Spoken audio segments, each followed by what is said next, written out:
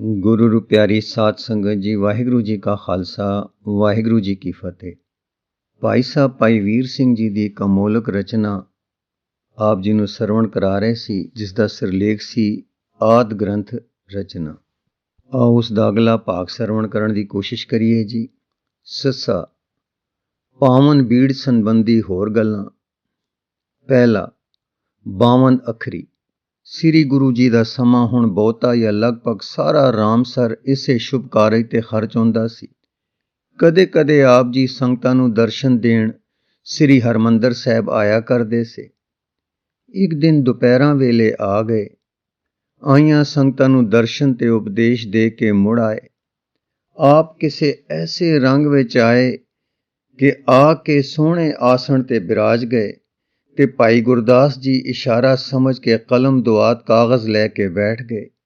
ਜਿਵੇਂ ਕਿਸੇ ਅਡੋਲ ਚਸ਼ਮੇ ਦਾ ਸੁੱਤੇ ਪ੍ਰਵਾਹ ਆ ਮੁਹਾਰਾ ਨਿਕਲ ਤੁਰਦਾ ਹੈ। ਆਪ ਦੀ ਰਸਨਾ ਤੋਂ ਉਚਾਰ ਸ਼ੁਰੂ ਹੋਇਆ। ਭਾਈ ਜੀ ਉਸੇ ਤਰ੍ਹਾਂ ਅਡੋਲ ਬੈਠੇ ਲਿਖਣ ਲੱਗ ਪਏ। ਸ੍ਰੀ ਗੁਰੂ ਜੀ ਪਹਿਲਾਂ ਇੱਕ ਸ਼ਲੋਕ ਉਚਾਰਦੇ, ਫਿਰ ਇੱਕ ਪੌੜੀ। ਪੌੜੀ ਦੇ ਭਾਵ ਕਿਸੇ ਨਾ ਕਿਸੇ ਸ਼ਕਲ ਵਿੱਚ ਸ਼ਲੋਕ ਵਿਖੇ ਆਏ ਉਪਦੇਸ਼ ਦਾ ਭਾਵ ਜਾਂ ਵਿਸਥਾਰ ਸਹਾਇਕ ਹੁੰਦੇ।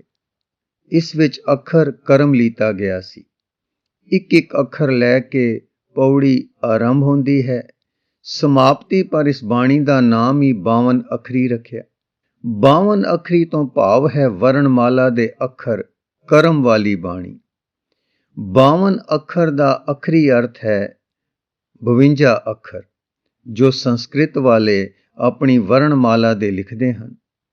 ਪਰ 52 ਅੱਖਰੀ ਦਾ ਅਰਥ ਹੈ ਵਰਣਮਾਲਾ, ਜਿਵੇਂ ਫਾਰਸੀ ਵਾਲੇ ਸੀ ਹਰਫੀ 30 ਅੱਖਰਾਂ ਵਾਲੀ ਤੇ ਗੁਰਮੁਖੀ ਵਾਲੇ 35 ਆਪਣੀ ਵਰਣਮਾਲਾ ਨੂੰ ਆਖ ਲੈਂਦੇ ਹਨ।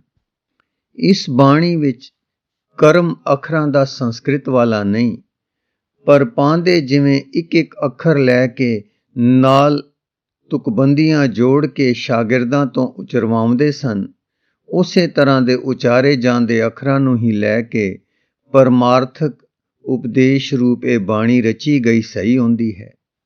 ਜਿਵੇਂ ਐੜਾ, ਊ, ਓ, ਅੰਗ, ਆ ਨੂੰ ਇਹ ਅਈਏ ਅੰਗੇ ਉਚਾਰਦੇ ਸਨ।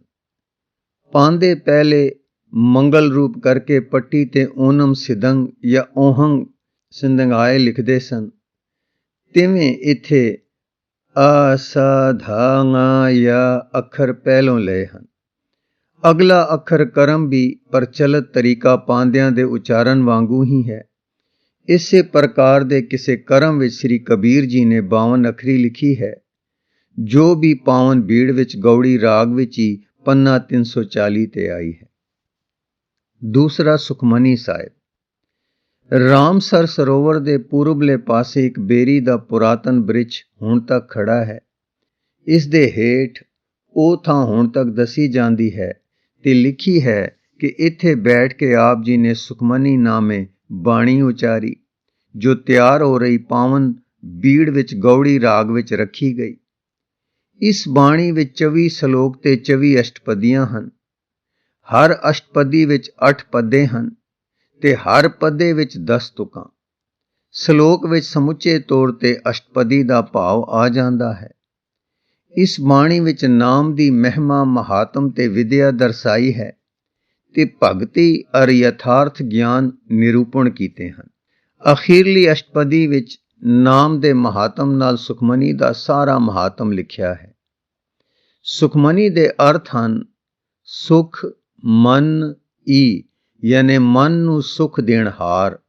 ਦੇਖੋ ਪਹਿਲੀ ਅਸ਼ਟਪਦੀ, ਪਹਿਲੀ ਪੌੜੀ ਰਹਾਓ। ਸੁਖਮਨੀ ਸੁਖ ਅੰਮ੍ਰਿਤ ਪ੍ਰਭ ਨਾਮ, ਭਗਤ ਜਨਾ ਕੇ ਮਨ ਵਿਸਰਾਮ ਰਹਾਓ। ਅੰਤਲੀ ਅਸ਼ਟਪਦੀ ਦੇ 5ਵੇਂ ਅੰਕ ਵਿੱਚ ਸੁਖਮਨੀ ਸਹਿਜ ਗੋਬਿੰਦ ਗੁਣ ਨਾਮ, ਜਿਸ ਮਨ ਬਸੈ ਸੋ ਹੋਤ ਨਿਦਾਨ। ਪੁਨਾ ਨਾਨਕ ਏ ਗੁਣ ਨਾਮ ਸੁਖਮਨੀ। ਸੁਖਮਨੀ ਦੀ ਅੰਤਲੀ ਅਸ਼ਟਪਦੀ ਵਿੱਚ ਉਤਮ ਸ਼ਲੋਕ ਸਾਧ ਕੇ ਬਚਨ, ਅਮਲੀਕ ਲਾਲ ਇਹ ਰਤਨ, ਪਾਠ ਹੋਣ ਤੇ ਸੰਪਰਦਾਈ ਗਿਆਨੀ ਉੱਪਰਲੇ ਅਰਥ ਦੇ ਨਾਲ ਦੂਸਰਾ ਅਰਥ ਸੁੱਖਾਂ ਦੀ ਮਣੀ ਵੀ ਕਰਦੇ ਹਨ। ਸੁਖਮਨੀ ਰਚਣ ਦਾ ਸਮਾਂ 1661 ਬਿਕਰਮੀ ਤੋਂ ਪਹਿਲਾਂ ਦਾ ਹੈ। ਜਦੋਂ ਕਿ ਇਹ ਪਵਿੱਤਰ ਬੀੜ ਵਿੱਚ ਸ਼ਾਮਲ ਹੋਈ। ਅਨੁਮਾਨ ਕੀਤਾ ਜਾਂਦਾ ਹੈ ਕਿ ਇਹ ਬਾਣੀ 1658-59 ਬਿਕਰਮੀ ਦੇ ਲਗਭਗ ਰਚੀ ਗਈ ਸੀ। ਸਿੱਖਾਂ ਵਿੱਚ ਸੁਖਮਨੀ ਦੇ ਪਾਠ ਦਾ ਬਹੁਤ ਪ੍ਰੇਮ ਹੈ। ਨਿਤਨੇਮ ਤੋਂ ਵੱਖਰੀ ਆਪਣੀ ਖੁਸ਼ੀ ਨਾਲ ਨਿਤਨੇਮ ਵਾਂਗੂ ਹੀ ਪੜ੍ਹੀ ਜਾਂਦੀ ਹੈ। ਸੁਖਮਨੀ ਦੀ ਬੋਲੀ ਵਿੱਚ ਪਦਾਂ ਦੀ ਚੋਣ ਤੇ ਇਬਾਰਤ ਦੀ ਬੰਦਿਸ਼ ਵਿੱਚ ਸ੍ਰੀ ਗੁਰੂ ਜੀ ਨੇ ਪੰਜਾਬੀ ਤੇ ਹਿੰਦੀ ਦੇ ਚੋਣਵੇਂ ਸੰਮੇਲਨ ਦਾ ਕਮਾਲ ਕੀਤਾ ਹੈ। ਇਸ ਦੀ ਬੋਲੀ ਨੂੰ ਪੰਜਾਬੀ ਤੇ ਹਿੰਦੁਸਤਾਨੀ ਦੋਵੇਂ ਬਖੂਬੀ ਸਮਝ ਲੈਂਦੇ ਹਨ। ਕਿਸੇ ਨੇ ਪੁਰਾਣੇ ਸਮੇਂ ਸੁਖਮਨੀ ਦਾ ਫਾਰਸੀ ਵਿੱਚ ਤਰਜੁਮਾ ਕੀਤਾ ਸੀ, ਜੋ ਪੈਰਿਸ ਦੀ ਕੌਮੀ ਲਾਇਬ੍ਰੇਰੀ ਵਿੱਚ ਪਿਆ ਹੈ। ਇਸ ਦਾ ਉਤਾਰਾ ਹੁਣ ਛਪ ਚੁੱਕਾ ਹੈ। ਖਾਲਸਾ ਟਰੈਕਟ ਸੁਸਾਇਟੀ ਨੇ ਹਿੰਦੀ ਲਿਪੀ ਵਿੱਚ ਅਰਥਾਂ ਸਣੇ ਸੁਖਮਨੀ ਛਾਪੀ ਹੈ। ਇਸ ਬਾਣੀ ਦਾ ਪਾਠ ਬੰਗਾਲ ਵਿੱਚ ਵੀ ਸ਼ੁਰੂ ਹੈ। ਗੁਰਬਾਣੀ ਸਾਰੀ ਹੀ ਅੰਮ੍ਰਿਤ ਹੈ। ਮਿਸਰੀ ਦੀ ਡਲੀ ਨੂੰ ਜਿਸ ਪਾਸਿਓਂ ਚੱਖੋ ਮਿੱਠੀ ਹੀ ਹੁੰਦੀ ਹੈ, ਤਿਵੇਂ ਸੁਖਮਨੀ ਸੁੱਖਾਂ ਦੀ ਦਾਤੀ ਗੁਰਬਾਣੀ ਹੈ। ਪਰ ਇਸ ਦੀ ਬੋਲੀ, ਇਸ ਦੀ ਬੰਦਿਸ਼, ਇਸ ਦਾ ਕੁਦਰਤੀ ਚੱਲ ਰਿਹਾ ਮਿੱਠਾ ਪ੍ਰਵਾਹ, ਇਸ ਵਿੱਚ ਪ੍ਰਗਟੇ ਆਤਮ ਉਧਾਰ ਦੇ ਸੁੱਤੇ ਤੇ ਸਹਿਜ ਭਾਵ ਦੇ ਉਪਾਅ ਇਉਂ ਚੱਲਦੇ ਹਨ ਕਿ ਪ੍ਰੇਮ ਤੇ ਆਤਮ ਰਸ ਦਾ ਮਾਨੋ ਇੱਕ ਅਰੋਗ ਪ੍ਰਵਾਹ ਚੱਲ ਰਿਹਾ ਹੈ। ਇਸ ਦੀ ਪ੍ਰੇਰਨਾ ਤਾਂ ਹੈ, ਪਰ ਸਹਿਜੇ ਵਸਦੀ ਬਰਖਾ ਦੇ ਆਪੇ ਹੀ ਭੂਮੀ ਵਿੱਚ ਸਿਮਦੇ ਜਾਣ ਵਾਂਗੂ ਦਿਲ ਭੂਮੀ ਵਿੱਚ ਪੜ੍ਹਦੇ ਜਾਂ ਸੁਣਦੇ ਆਪੇ ਹੀ ਸਿੰਜਰਦੇ ਤੇ ਸਮਾਉਂਦੇ ਜਾਣ ਵਾਂਗੂ ਹੈ। ਕਿਸੇ ਧਰਮ ਵਾਲਾ, ਕਿਸੇ ਸੰਪਰਦਾ ਵਾਲਾ, ਕਿਸੇ ਮਤ ਵਾਲਾ ਜੋ ਈਸ਼ਵਰ ਦਾ ਰਾਹ ਲੱਭਦਾ ਹੋਵੇ, ਇਸ ਦੇ ਪਾਠ ਨਾਲ ਨਾ ਕੇਵਲ ਸੁਖੀ ਹੁੰਦਾ ਹੈ, ਸਗੋਂ ਪੂਰਨ ਤ੍ਰਿਪਤੀ ਨੂੰ ਪਹੁੰਚਦਾ ਹੈ। ਇਸ ਦੇ ਵਿੱਚ ਹੀ ਲਿਖਿਆ ਹੈ, ਸੁਖਮਨੀ ਸੁਖ ਅੰਮ੍ਰਿਤ ਪ੍ਰਭ ਨਾਮ, ਭਗਤ ਜਨਾ ਕੈ ਮਨ ਬਿਸਰਾਮ।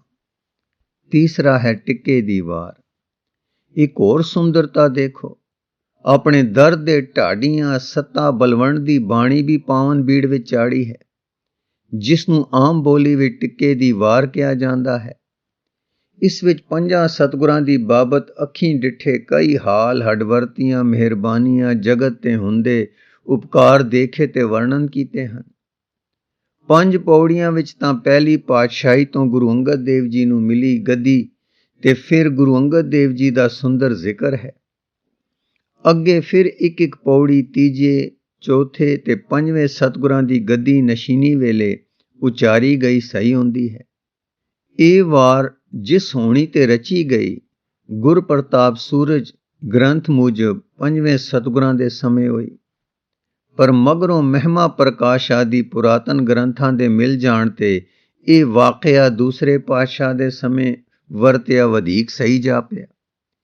ਇਸ ਬਾਣੀ ਵਿੱਚ ਸੱਚੀ ਉਗਾਈ ਆਪਣੇ ਨਿਜ ਤਜਰਬੇ ਤੇ ਨਿਜ ਵਾਕਫੀ ਦੀ ਗੁਰੂ ਸਾਹਿਬਾਂ ਬਾਬਤ ਹੈ, ਤੇ ਪਹਿਲੀਆਂ 5 ਪੌੜੀਆਂ ਤਾਂ ਦੂਜੇ ਸਾਹਿਬਾਂ ਸੰਬੰਧੀ ਹੀ ਹਨ ਤੇ ਬਾਕੀ 3 ਤੀਸਰੀ, ਚੌਥੀ ਤੇ 5ਵੀਂ ਪਾਤਸ਼ਾਹੀ ਸੰਬੰਧੀ ਹਨ।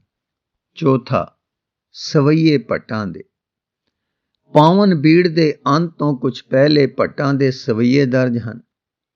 ਇਹ ਸਵਈਏ ਪਰਮ ਵਿਦਵਾਨ ਤੇ ਉੱਚ ਪਾਏ ਦੇ ਕਵੀਆਂ ਦੇ ਰਚਿਤ ਹਨ। ਇਹਨਾਂ ਵਿੱਚ ਪਹਿਲੇ 5 ਗੁਰੂ ਸਾਹਿਬਾਂ ਦੇ ਗੁਣ ਕਥਨ ਕੀਤੇ ਹਨ। ਇਹਨਾਂ ਦੀ ਅੰਦਰਲੀ ਉਗਾਈ ਤੋਂ ਲੇਖਕਾਂ ਦੇ ਪਰਮ ਵਿਦਵਾਨ ਤੇ ਉੱਚੇ ਕਵੀ ਹੋਣ ਦੇ ਨਾਲ ਇੱਕ ਹੋਰ ਗੱਲ ਸਹੀ ਹੁੰਦੀ ਹੈ ਕਿ ਇਹ ਆਪ ਉੱਚੀ ਰੂਹਾਨੀ ਜ਼ਿੰਦਗੀ ਦੇ ਮੁਤਲਾਸ਼ੀ ਸਨ ਤੇ ਸੱਚ ਦੇ ਢੂੰਡਾਊ ਸਨ। ਇਹਨਾਂ ਨੂੰ ਗੁਰੂ ਦਰੋਂ ਆ ਕੇ ਉਹ ਸੱਚਾਈ ਪ੍ਰਾਪਤ ਹੋਈ। ਸੋ ਇਹਨਾਂ ਦੀ ਰਚਨਾ ਦਾ ਇੱਕ ਹੋਰ ਲਾਭ ਦੁਨੀਆ ਨੂੰ ਇਹ ਹੋਇਆ ਹੈ ਕਿ ਗੁਰੂ ਸਾਹਿਬਾਂ ਦੇ ਆਪਣੇ ਸਮੇਂ ਦੇ ਸੱਚ ਪ੍ਰੇਮੀਆਂ ਵਿਦਵਾਨਾਂ ਦੀ ਉਗਾਈ ਮਿਲ ਗਈ ਕਿ ਸ੍ਰੀ ਗੁਰੂ ਸਾਹਿਬ ਆਪਣੇ ਵਕਤ ਵਿੱਚ ਅਵਤਾਰ ਕੇ ਪੈਗੰਬਰ ਜਾਂ ਆਲੂਹੀਅਤ ਦੇ ਸਿਰਤਾਜ ਮੰਨੇ ਗਏ ਸਨ। ਇਹ ਨਹੀਂ ਕਿ ਚੋਖੇ ਸਮੇਂ ਮਗਰੋਂ ਲੋਕਾਂ ਨੇ ਆਲੂਹੀਅਤ ਦੀ ਛਾਪ ਲਈ। ਦੂਜੇ ਪਾਸੇ ਇਹ ਸ਼ੈ ਪ੍ਰੇਮੀਆਂ ਜਗਿਆਸੂਆਂ ਦੇ ਪ੍ਰੇਮ ਵਧਾਉਣ ਦੀ ਸਹਾਇਕ ਹੈ, ਰਸਮਈ ਹੈ ਤੇ ਗੁਰਸਿੱਖੀ ਦੀਆਂ ਰਮਜ਼ਾਂ ਹੱਲ ਕਰਨ ਦੀ ਸਹਾਇਕ ਹੈ। ਇਹ ਗੱਲ ਕਦੇ-ਕਦੇ ਕਿਸੇ ਦੇ ਪੁੱਛਣ ਵਿੱਚ ਆ ਜਾਂਦੀ ਹੈ ਕਿ ਸ੍ਰੀ ਗੁਰੂ ਅਰਜਨ ਦੇਵ ਜੀ ਨੇ ਆਪਣੀ ਸਤੁਤੀ ਦੇ ਸਵਈਏ ਪਾਵਨ ਬੀੜ ਵਿੱਚ ਕਿਉਂ ਦਰਜ ਕੀਤੇ। ਉਹਨਾਂ ਦੀ ਪਰਮ ਨਿਮਰਤਾ ਭਰੀ ਜ਼ਿੰਦਗੀ ਦੇ ਇਹ ਅਨੁਕੂਲ ਨਹੀਂ ਸੀ। ਇਹ ਵਿਚਾਰ ਠਹਿਰ ਨਹੀਂ ਸਕਦੀ। ਜਦ ਇਸ ਪਹਿਲੂ ਨੂੰ ਵਿਚਾਰ ਲਈਏ ਕਿ ਸ੍ਰੀ ਗੁਰੂ ਅਰਜਨ ਦੇਵ ਜੀ ਸਿਰਫ ਸ੍ਰੀ ਅਰਜਨ ਮਲ ਜਾਂ ਸ੍ਰੀ ਅਰਜਨ ਦੇਵ ਨਹੀਂ ਸਨ, ਉਹ ਤਾਂ ਸ੍ਰੀ ਗੁਰੂ ਸਨ। ਸ੍ਰੀ ਗੁਰੂ ਅਰਜਨ ਦੇਵ ਜੀ ਉਹ ਗੁਰੂ ਨਾਨਕ ਰੂਪ ਸਨ, ਖੁਦ ਗੁਰੂ ਨਾਨਕ। ਜਦ ਬਾਣੀ ਰਚਦੇ ਸਨ ਤਾਂ ਅੱਗੇ ਛਾਪ ਨਿਰੀ ਅਰਜਨ ਜਾਂ ਦਾਸ ਅਰਜਨ ਨਹੀਂ ਦਿੰਦੇ, ਪਰ ਉੱਥੇ ਨਾਨਕ ਲਿਖਦੇ ਹਨ। ਗੋਇਆ ਉਹ ਨਾਨਕ ਹਨ ਤੇ ਜਾਣਦੇ ਹਨ ਕਿ ਨਾਨਕ ਹਾਂ, ਤੇ ਪਿਛਲੀ ਪਦਤ ਅਨੁਸਾਰ ਆਪ ਨੂੰ ਨਾਨਕ ਲਿਖਦੇ ਹਨ।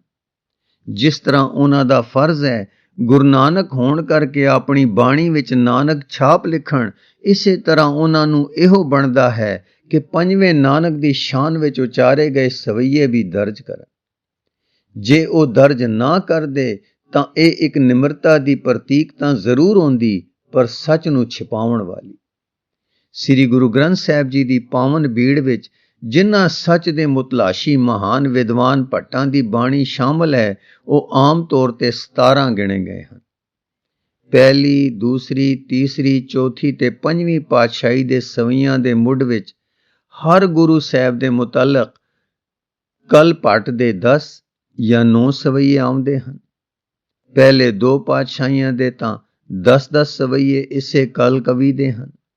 ਇਹਨਾਂ ਤੋਂ ਪਤਾ ਚੱਲਦਾ ਹੈ ਕਿ ਇਹ ਗੁਰੂ ਨਾਨਕ ਦੇਵ ਜੀ ਦੇ ਵੇਲੇ ਆਪ ਤੋਂ ਕਿਰਤਾਰਥ ਹੋਇਆ ਹੈ ਤੇ ਪੰਜਵੀਂ ਪਾਤਸ਼ਾਹੀ ਤੱਕ ਇਹ ਗੁਰੂ ਸਾਹਿਬ ਦੇ ਦਰਸ਼ਨ ਕਰਦਾ ਰਿਹਾ ਹੈ ਤੇ ਦੀਰਘ ਆਯੂ ਵਾਲਾ ਹੋਇਆ ਹੈ।